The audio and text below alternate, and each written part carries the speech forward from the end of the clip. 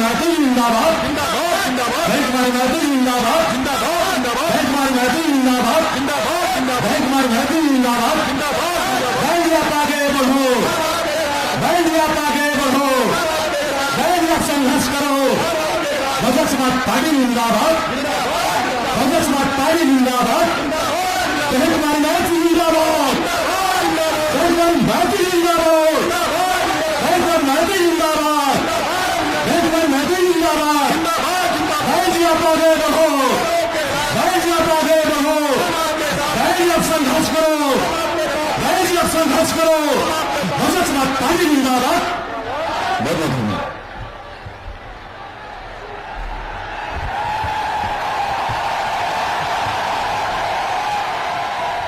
आज की चुनावी जनसभा की मुख्य अतिथि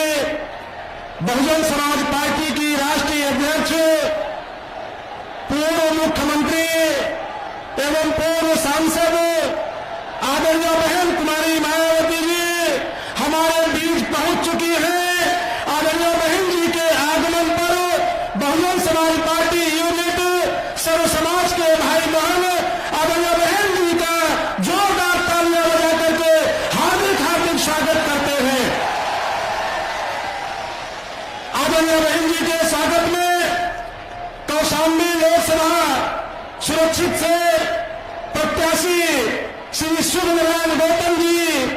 पार्टी का चुनाव चिन्ह हाथी सप्रेम भेंट करके आदरणीय बहन जी का सम्मान करते हैं। आदरणीय शुभ नारायण गौतम जी।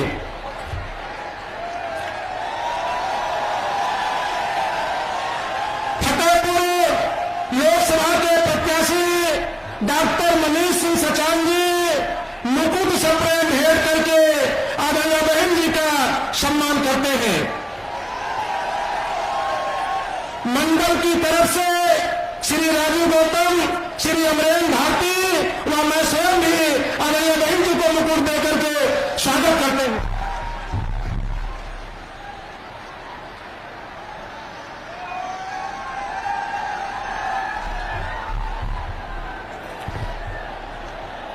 अब मैं बड़े आदर के साथ अनुरोध करता हूं कि आज की चुनावी जनसभा की मुख्य अतिथि बहुजन समाज पार्टी की राष्ट्रीय अध्यक्ष उत्तर प्रदेश की पूर्व मुख्यमंत्री व पूर्व सांसद एवं करोड़ों बेसहारों की आवाज हम सबके मान सम्मान स्वाभिमान की प्रतीक आदरणीय बहन जी जनसभा को संबोधित करने की कृपा करें। आदरणीय बहन जी। बीएसपी की इस चुनावी जनसभा में इकट्ठा हुए पार्टी के सभी छोटे बड़े पदाधिकारी एवं कार्यकर्तागण, आज आप लोग देश में व यहाँ आपके उत्तर प्रदेश स्टेट में भी लोकसभा के लिए हो रहे आम चुनाव में अपनी पार्टी के उम्मीदवारों के समर्थन में मुझे सुनने के लिए भारी संख्या में यहाँ इकट्ठा हुए हैं, तो उसके लिए मैं आप सभी लोगों का हार्दिक दिल से आभार प्रकट करती हूँ। हालांकि आप लोगों को ये मालूम है कि हमारी पार्टी कांग्रेस बीजेपी व अन्य किसी भी विरोधी पार्टी तथा गठबंधन आदि के साथ मिलकर नहीं, बल्कि अकेले ही अपनी पार्टी के बलबूते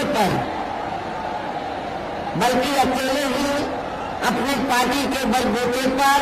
पूरी तैयारी व दमदारी के साथ ये चुनाव लड़ रही है। इसके साथ ही हमने टिकट बंटवारे के मामले में भी सब समाज के लोगों को उचित भागीदारी दी है, जिनको कामयाब बनाने के लिए अपनी पार्टी के लोग पूरे जी जान से लगे हुए हैं। हालांकि आज यहाँ आपकी इकट्ठा हुई अपार भीड़ व भीड़ के जबरदस्त जोश को भी देखकर अब मुझे भी ये काफी हद तक भरोसा हो गया है कि पिछली बार की तरह इस बार भी आप लोग अपने प्रदेश से या लोकसभा चुनाव में अपनी पार्टी का बेहतर रिजल्ट जरूर लाएंगे। इसके लिए अब मैं आप लोगों का ध्यान कुछ जरूरी बातों की तरफ दिलाना चाहती हूँ और इस संबंध में विशेषकर मैं कांग्रेस, बीजेपी व इनके अन्य सभी सहयोगी दलों के बारे में ये कहना चाहूंगी कि आजादी के बाद शुरू में केंद्र व देश के काफी राज्यों में भी ज्यादातर सत्ता यहाँ कांग्रेस पार्टी के हाथों में ही केंद्रित रही है, क्योंकि उनकी अधिकांश मामलों में रही गलत नीतियों एवं गलत कार्य प्रणाली आदि की वजह से ही फिर इस पार्टी को केंद्र में काफी राज्यों के भी सत्ता से बाहर होना पड़ा है तथा यही स्थिति इनकी सहयोगी पार्टियों की भी बनी रही है, जिसके कारण ही फिर पिछले कुछ वर्षों से भारतीय जनता पार्टी व इनके सहयोगी दल केंद्र एवं काफी राज्यों की भी सत्ता में काबिज हो गए हैं, लेकिन इनकी भी ज्यादातर यही जातिवादी, पूंजीवादी, संकीर्ण, सांप्रदायिक व द्वेषपूर्ण नीतियों एवं कार्य प्रणाली आदि से तथा इनकी कथनी या करने में भी काफी अंतर होने की वजह से अब ऐसा लगता है इस बार ये पार्टी भी यानी कि भारतीय जनता पार्टी भी केंद्र की सत्ता में आसानी से वापस आने वाली नहीं है, बशर्ते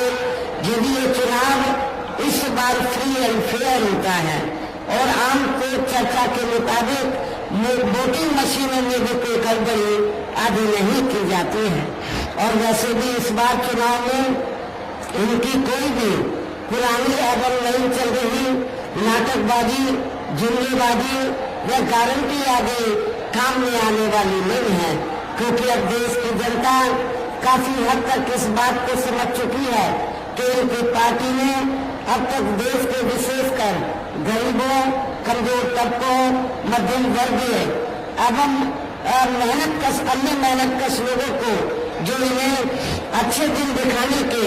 असंख्य प्रलोभन वाले वायदे किए हैं तथा अनेकों हवाई बेकाजी गारंटी आदि भी दी है, तो उनका जमीनी हकीकत में अभी तक इन्होंने लगभग 1/4 हिस्सा भी कार्य पूरा नहीं किया है, बल्कि इसके स्थान पर इनका ज्यादातर समय व ताकत भी यहाँ इनके अपने चहेते रहे बड़े बड़े पूंजीपतियों एवं धन्ना सेठों आदि को ही ज्यादा से ज्यादा मालामाल व धनवान बनाने में तथा उन्हें हर स्तर पर छूट देने व बचाने में ही लगी रही है, जिनके अधिकांश आर्थिक सहयोग से ही ये पार्टी व अन्य पार्टियां भी अपना संगठन चलाती हैं तथा चुनाव आदि भी लड़ाती हैं, जिसका काफी कुछ खुलासा बैंक की आई रिपोर्ट से भी हो जाता है। और इस संबंध में मैं आप लोगों को ये कहना चाहूंगी कि अभी कुछ दिन पहले माननीय सुप्रीम कोर्ट ने खासकर बॉन्ड के बारे में एक रिपोर्ट जो उन्होंने उजागर की थी, मीडिया में भी छपी, और उस रिपोर्ट में क्या था कि इस देश के अंदर कांग्रेस, बीजेपी, अन्य जो पार्टियां हैं, अन्य और विरोधी पार्टियां, इन सभी पार्टियों ने चुनावी बॉन्ड के जरिए करोड़ों नहीं बल्कि अरबों खरबों रुपया इस देश के बड़े बड़े पूंजीपतियों व धन्ना सेठों आदि से लिया है, और उस पैसे से ये पार्टियां अपने संगठन को चलाती हैं तथा चुनाव आदि भी लड़ाती हैं। लेकिन उस रिपोर्ट में ये भी वर्णित है कि पूरे देश के अंदर बहुजन समाज पार्टी ही अकेली एक ऐसी पार्टी है जिसने एक भी रुपया बॉन्ड के जरिए देश के किसी भी छोटे या बड़े पूंजीपति या धन्ना सेठ आदि से नहीं किया है। ये भी रिपोर्ट आप लोगों ने अखबारों में पढ़ी होगी। इसलिए लेकिन आप लोगों को ये मालूम होना चाहिए कि हमारी पार्टी, इसलिए हमारी पार्टी बार बार आप लोगों को ये कहती है कि हमारी पार्टी अपने संगठन को चलाने के लिए, चुनाव आदि लड़ाने के लिए तो दूसरी पार्टियों की तरह बड़े बड़े पूंजीपतियों और धन्ना सेठों से पैसा नहीं लेती है, बल्कि अपने संगठन को चलाने के लिए और चुनाव आदि लड़ाने के लिए हमारी पार्टी अपने कार्यकर्ताओं की खून पसीने की मेहनत कमाई से थोड़ा थोड़ा आर्थिक सहयोग लेती है। मेंबरशिप के जरिए जन्मदिन के मौके पर थोड़ा थोड़ा आर्थिक सहयोग लेकर तब फिर हमारी पार्टी अपने संगठन को चलाती है और चुनाव आदि भी लड़ाती है। इसके साथ ही अब ऐसा लगता है, इसके अलावा इसके साथ ही अब ऐसा लगता है कि कांग्रेस पार्टी की तरह ही बीजेपी ने भी केंद्र की तमाम सरकारी जांच एजेंसियों का ज्यादातर राजनीतिकरण कर दिया है। इसके अलावा देश के किसान वर्ग भी वर्तमान बीजेपी की सरकार में शुरू से ही अपनी विभिन्न समस्याओं को लेकर काफी ज्यादा दुखी व परेशान रहे हैं और अभी भी हैं। जबकि यूपी में 4 बार हमारी पार्टी की रही सरकार ने इनके हितों का भी हर स्तर पर विशेष ध्यान रखा है। और आप लोगों को ये मालूम है कि जब 4 बार बीएसपी के नेतृत्व में यूपी में सरकार बनी तो हमारी पार्टी की सरकार ने अन्य और मामलों के साथ साथ किसानों के हितों का भी हमने प्राथमिकता के आधार पर पूरा ध्यान रखा है। हमने अपनी चारों हुकूमतों में किसानों को समय से उनको हमने खेती करने के साधन, सस्ते साधन उपलब्ध कराए हैं और इतना ही नहीं बल्कि उनकी फसल का भी उचित दाम हमारी पार्टी की सरकार ने दिया है, जो अब हमारे किसान भाइयों को मिलता हुआ नजर नहीं आ रहा है। इतना ही नहीं बल्कि केंद्र में पूर्व की रही कांग्रेसी सरकार की तरह ही वर्तमान भाजपा सरकार में भी इनकी जातिवादी, हीन, सांप्रदायिक एवं पूंजीवादी सोच व नीतियों के चलते ही पूरे देश में सर्व समाज में से खासकर गरीबों, दलितों, आदिवासियों, पिछड़े वर्गों, मुस्लिम एवं अन्य धार्मिक अल्पसंख्यक समाज के लोगों का भी पूर्ण रूप से विकास व उत्थान अभी नहीं हो सका है। और इस संदर्भ में वैसे आप लोगों को भी मालूम है कि पूरे देश में यहाँ दलितों, आदिवासियों एवं अन्य पिछड़े वर्गों का सरकारी नौकरियों में वर्षों से अधूरा पड़ा आरक्षण का कोटा भी अभी तक पूरा नहीं भरा गया है।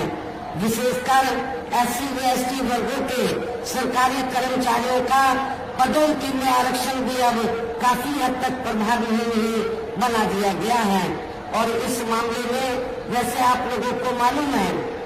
जब यूपी में समाजवादी पार्टी की सरकार थी, श्री अखिलेश यादव की सरकार थी, तो उस समय समाजवादी पार्टी की सरकार ने जहाँ पर SC व ST वर्गों के सरकारी कर्मचारियों का पदोन्नति में आरक्षण बिल्कुल खत्म कर दिया था। लेकिन अब किस मुंह से वो बोल रहे हैं कि हम आरक्षण के हिमायती हैं। जो पार्टी शुरू से ही आपके आरक्षण के खिलाफ रही है, खासकर दलितों और आदिवासियों के आरक्षण के खिलाफ रही है, ऐसे पार्टी को वोट देने का मतलब है कि आप लोग भारतीय संविधान को ध्यान में रखकर तो ऐसी पार्टियों को आप लोग सजा नहीं दे रहे हैं, बल्कि ऐसी पार्टियों को सजा देना बहुत जरूरी है। चुनाव में ऐसी पार्टी को, उम्मीदवारों को आपको वोट नहीं देना चाहिए। साथ ही केंद्र व राज्यों में भी विरोधी पार्टियों की रही सरकारों में इन सभी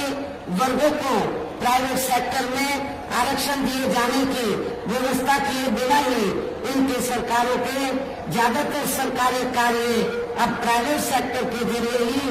इनके बड़े बड़े पूंजीपतियों व धन्ना सेठों आदि को ही दिए जाने के कारण अब इनको पूरे देश में आरक्षण का बहुत कम ही लाभ मिल पा रहा है। इसी प्रकार इनका अन्य और मामलों में भी शोषण व उत्पीड़न आदि होना अभी तक भी बंद नहीं हुआ है। इनके साथ साथ मुस्लिम एवं अन्य धार्मिक अल्पसंख्यक समाज के लोगों की भी हालत हर स्तर पर यहाँ काफी ज्यादा खराब या दयनीय बनी हुई है, जिसका काफी कुछ खुलासा सच्चर कमेटी की रिपोर्ट में भी किया गया है। इतना ही नहीं बल्कि पिछले कुछ वर्षों से केंद्र में अधिकांश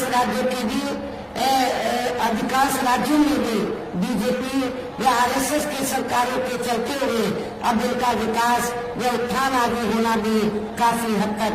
बंद सा हो गया है। आए दिन पर खासकर हिंदुत्व की आड़ में हो रही जुर्मजाती भी यह काफी ज्यादा चरम सीमा पर पहुंच चुकी है। इनके साथ साथ अपर कास्ट समाज में से विशेषकर गरीब लोगों की भी हालत हमें कोई खास अच्छी नजर नहीं आ रही है। इनकी गलत कृषि नीतियों के कारण किसान वर्ग भी आए दिन आंदोलित रहता है। साथ ही इनकी गलत आर्थिक नीतियों की वजह से देश की अर्थव्यवस्था पर भी इसका काफी बुरा प्रभाव पड़ रहा है, जिससे यहाँ विशेषकर छोटे एवं मध्यम वर्गीय व्यापारी वर्ग भी काफी ज्यादा दुखी व परेशान है। और अब केंद्र में पूर्व की रही सरकारों की तरह ही वर्तमान भाजपा सरकार में भी यहाँ पूरे देश में गरीबी, बेरोजगारी एवं महंगाई आदि भी लगातार काफी ज्यादा बढ़ रही है। देश में हर स्तर पर फैला भ्रष्टाचार भी अभी तक खत्म नहीं हुआ है। ऐसे में अब आप लोगों को देश में हो रहे लोकसभा चुनाव में कांग्रेस, बीजेपी व इनके सहयोगी पार्टियों को भी केंद्र की सत्ता में आने से जरूर रोकना है। जिनके गलत नीतियों एवं गलत कार्य प्रणाली आदि को आप लोग काफी हद तक आजमा दे चुके हैं। ऐसी स्थिति में अब ये विरोधी पार्टियां इस चुनाव में भी किस्म किस्म के साम, दाम, दंड भेद आदि अनेकों हथकंडे इस्तेमाल करके केंद्र की सत्ता में आने की पूरी कोशिश में लगे हैं, जिनसे अपनी पार्टी के लोगों को हर स्तर पर काफी ज्यादा सावधान रहना है। और इस मामले में विरोधी पार्टियां अपने अपने पक्ष में हवा बनाने के लिए खासकर मीडिया, ओपिनियन पोल व सर्वे आदि का जो बड़े पैमाने पर इस्तेमाल कर रही हैं, तो उनसे भी अपनी पार्टी के लोगों को बिल्कुल भी गुमराह नहीं होना है। इसके साथ ही विरोधी पार्टियों के विभिन्न रूपों में जारी किए गए इनके हवाई व प्रलोभन भरे चुनावी घोषणा पत्रों एवं वायदों आदि के बहकावे में भी अपनी पार्टी के लोगों को कतई नहीं आना है, जिन्हें ये पार्टियां चुनाव खत्म होने के बाद ज्यादातर अमल में नहीं लाती हैं। और अब जिन पर से देश की जनता का अधिकांश विश्वास ही उठ गया है, ये खास वजह है कि हमारी पार्टी किसी भी चुनाव में अपनी पार्टी का कोई भी चुनावी घोषणा पत्र आगे जारी नहीं करती है। वैसे भी हमारी पार्टी किसी भी मामले में कहने में बहुत कम बल्कि कार्य करके दिखाने में ही ज्यादा विश्वास रखती है। और इस बात का सबसे बड़ा सबूत ये है कि उत्तर प्रदेश में 4 बार हमारी पार्टी के नेतृत्व में रही सरकार ने चुनाव में अपनी पार्टी के बिना कोई जारी किए गए चुनावी घोषणा पत्र के ही प्रदेश व आम जनहित में काफी कुछ ऐतिहासिक कार्य करके दिखाए हैं, जिनकी अब देश में अधिकांश पार्टियों की सरकारें काफी नकल भी कर रही हैं। जबकि इस मामले में हमारी पार्टी का ये कहना है कि यदि इन पार्टियों के स्थान पर केंद्र में हमें अपनी पार्टी की सरकार बनाने का मौका मिलता है, तब फिर हमारी पार्टी की बड़ी सरकार केंद्र में जहां अब तक की रही सभी विरोधी पार्टियों की सरकारों की तरह केवल केंद्र में अब तक रही सभी विरोधी पार्टियों की सरकारों की तरह केवल हवाई व कागजी कार्य आदि नहीं करेगी, बल्कि उत्तर प्रदेश की तरह ही जमीनी हकीकत में ठोस कार्य करके भी दिखाएगी। और इस संदर्भ में खासकर मैं ये कहना चाहूंगी, केंद्र द्वारा देश में पिछले कुछ समय से अति गरीब परिवारों को अस्थायी तौर पर फ्री में जो थोड़ी सी खाद्य सामग्री या राशन आदि दी जा रही है, तो उससे इनका स्थायी तौर पर भला होने वाला नहीं है, जिसके एवज में अब ये बीजेपी कंपनी के लोग इन गरीब लोगों से वोट मांगते हुए घूम रहे हैं गांव-गांव में, शहरों की बस्तियों में। लेकिन मैं इन गरीब लोगों को ये बताना चाहती हूँ कि आप लोगों को केंद्र की सरकार द्वारा जो फ्री में थोड़ा सा राशन दिया जा रहा है, तो ये कोई अपनी जेब से ये लोग नहीं दे रहे हैं, बल्कि आप जो सरकार को टैक्स देते हैं उस टैक्स के पैसे के जरिए ही तो आप लोगों को ये मुफ्त में राशन दिया जा रहा है। इसलिए आप लोगों को इनके बहकावे में कतई नहीं आना है। और वैसे भी इनकी ये जटिल समस्या, जो गरीब लोगों की जटिल समस्या है, देश में हर हाथ को काम देने से केवल दूर हो सकती है, जिसकी तरफ हमारी पार्टी की बनी सरकार ध्यान देगी। साथ ही देश में पिछले काफी वर्षों से आए दिन बढ़ रही गरीबी, बेरोजगारी व महंगाई आदि से भी जनता बहुत ज्यादा दुखी व परेशान है, जिसे भी आर्थिक नीतियों में तब्दीली करके जरूर दूर किया जाएगा। धर्म की बिहार में पिछले कुछ वर्षों से खासकर मुस्लिम समाज के लोगों का देश की भावना से जो इनका काफी ज्यादा शोषण व उत्पीड़न आदि किया जा रहा है, तो उसे भी जरूर रोका जाएगा। और ये सब हमने अपनी यूपी की नई सरकार में करके भी दिखाया है। इसके अलावा हमने यूपी में सब समाज में से गरीब एवं बेरोजगार लोगों को बेरोजगारी भत्ता आदि न देकर उन्हें बड़ी तादाद में रोटी रोजी के साधन भी उपलब्ध कराए हैं, जो अब ये कार्य भी अधिकांश ठंडे ही पड़े हैं, जिनको फिर केंद्र में बीएसपी की सरकार बनने पर प्राथमिकता दी जाएगी। कहने का तात्पर्य ये है कि देश में इस समय हो रहे लोकसभा चुनाव में विरोधी पार्टियों के जारी किए गए उनके हवाई व प्रलोभन भरे चुनावी घोषणा पत्रों आदि के बहकावे में अब यह खासकर देश के अपने गरीबों, मजदूरों, बेरोजगारों एवं अन्य मेहनतकश लोगों को बिल्कुल भी नहीं आना है। और अब इन्हें ऐसी सभी विरोधी पार्टियों को हर हालत में केंद्र की सत्ता में आने से जरूर रोकना है, जिनकी कथनी व करने में काफी अंतर रहा है तथा जिन्हें ये लोग बरसों से आजमा भी चुके हैं। ऐसे में अब मेरा यही कहना है कि आप लोगों को अपने खुद के व अपने क्षेत्र एवं प्रदेश तथा देश के भी हित में अपने वोटों को या कांग्रेस, बीजेपी व अन्य विरोधी पार्टियों को न देकर केवल अपनी एकमात्र हितैषी पार्टी बहुजन समाज पार्टी को ही देना है, जो ये पार्टी उत्तर प्रदेश की तरह ही केंद्र में भी अपनी पार्टी की सरकार बनने पर फिर पूरे देश में यहाँ अपनी पार्टी के सर्वजन हिताय व सर्वजन सुखाय की नीतियों पर आधारित सरकार चलाएगी। इसके साथ साथ केंद्र से जुड़ी आपके क्षेत्र की जो भी स्थानीय समस्याएं होंगी तो उन्हें भी फिर दूर करने का हर संभव पूरा प्रयास किया जाएगा। साथ ही यहाँ गरीबों, मजदूरों, बेरोजगारों, कर्मचारियों, किसानों, छोटे व्यापारियों एवं अन्य मेहनतकश लोगों के हितों का भी विशेष ध्यान रखा जाएगा। सर्व समाज में से खासकर दलितों, आदिवासियों, पिछड़े वर्गों, मुस्लिम व अन्य धार्मिक अल्पसंख्यक समाज के लोगों के विकास एवं उत्थान के साथ साथ हर स्तर पर उनकी सुरक्षा आदि के लिए भी सख्त कदम उठाए जाएंगे। और तभी फिर यहाँ वास्तव में अपने देश के महान संतों, गुरुओं व महापुरुषों में भी विशेषकर महात्मा ज्योतिराव फूले, श्री छत्रपति शाहू जी महाराज, श्री नारायण गुरु, बाबा साहब डॉक्टर भीमराव अम्बेडकर एवं मान्यवर श्री कांशीराम जी आदि का अधूरा रहा सपना जरूर साकार हो सकता है, जिनको यूपी में हमारी पार्टी के रेल सरकार द्वारा हर स्तर पर पूरा आदर सम्मान दिया गया है। इन्हीं खास बातों के साथ ही अब मेरा देश या आपके स्टेट के भी हित में ये कहना है कि हमारी पार्टी ने यहाँ जिनको भी लोकसभा के लिए चुनाव के मैदान में उतारा है, जो आपके सामने मंच पर भी मौजूद है, तो उन्हें आप लोगों को जरूर कामयाब बनाना है, जिसके लिए यहाँ पार्टी के सभी स्तर के छोटे बड़े पदाधिकारी एवं कार्यकर्तागण आदि पूरे जीव जान से लगे हैं। और इतना ही नहीं, अच्छी बात यह है कि आपके इलाहाबाद मंडल में तो बैकवर्ड क्लास की विभिन्न जातियां हैं और उनमें से पाल समाज भी काफी बड़ी तादाद में है और हमारी पार्टी के स्टेट के प्रेसिडेंट पाल समाज में है, पाल समाज से ताल्लुक रखते हैं। तो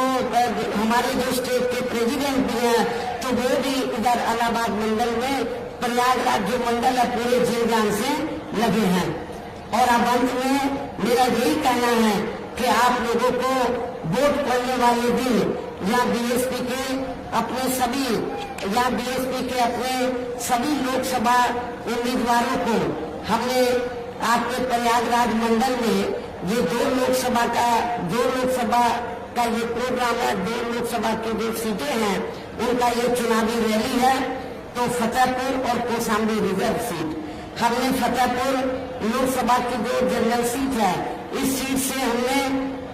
डॉक्टर मनीष सिंह सचान को चुनाव के मैदान में उतारा है। आप लोगों को इनके बारे में मैं इस सीट के बारे में बताना चाहती हूँ। हमने जब इनका टिकट फाइनल किया था तो उस समय समाजवादी पार्टी ने पटेल का या कुर्मी का टिकट फाइनल नहीं किया था। हमने सबसे पहले सचान का, कुर्मी का, पटेल का टिकट फाइनल किया था। तो लेकिन हमारा कैंडिडेट आते ही फिर सपा, मुझे मालूम हुआ फिर सपा भी इसी जाति के अपने उम्मीदवार को ले आई। अब आप लोगों को खुद सोचना है कि भारतीय जनता पार्टी से कौन सी पार्टी मिली है, बीएसपी मिली है या सपा मिली है। मैं समझती हूँ समाजवादी पार्टी बीजेपी से मिली है और बीजेपी के कैंडिडेट को जिताने के लिए, पटेलों का वोट बांटने के लिए सब इन्होंने इसी जाति के आदमी को, पटेल समाज के आदमी को उन्होंने भी चुनाव के मैदान में उतारा है। यही है ना मेरे ख्याल। तो फतेहपुर, लेकिन हमने सपा के कैंडिडेट से पहले हमने अपने कैंडिडेट को यहाँ चुनाव के मैदान में उतारा, डॉक्टर मनीष सिंह सचान को, जो समाज सेवी हैं, लोगों की सेवा भी करते हैं और क्षेत्र में रहते भी हैं। मुझे पूरा भरोसा है जब ये चुनाव जीत जाएंगे तो आपके क्षेत्र का जरूर ध्यान रखेंगे, जरूर आपके लोगों की सेवा करेंगे। इसके बगल में ही कौशाम्बी रिजर्व लोकसभा की सीट है। इस सीट से हमने अनुसूचित जाति से श्री शुभ नारायण को हमने चुनाव के मैदान में उतारा है। ये आपके साथी काफी पढ़े लिखे हैं और इनको सरकारी अनुभव भी है लोगों की सेवा करने का, तो इनको भी आप लोग जरूर कामयाब बनाए और कामयाब होने के बाद ये भी आपके क्षेत्र का जरूर ध्यान रखेंगे, आपके क्षेत्र के विकास का, आपके क्षेत्र की जनता की तकलीफों में ये शरीक होंगे, तो इनका भी आप लोगों को विशेष ध्यान रखना है। और अब अंत में मेरा फिर से ये कहना है कि आप लोगों को वोट पड़ने वाले दिन या बीएसपी के अपने इन दोनों लोकसभा प्रत्याशियों को, बीएसपी के अपने दोनों लोकसभा प्रत्याशियों को अपनी पार्टी का जो चुनाव चिन्ह हाथी है, हाथी चुनाव चिन्ह के सामने वाले बटन को दबाकर इन दोनों प्रत्याशियों को जरूर कामयाब बनाना है। रिकॉर्ड तोड़ वोटों के अंतर से जरूर जिताकर भेजना है, इनको पार्लियामेंट में जरूर भेजना है। इस खास अपील के साथ ही अब मैं अपनी बात यही समाप्त करती हूँ। जय भीम, जय भारत।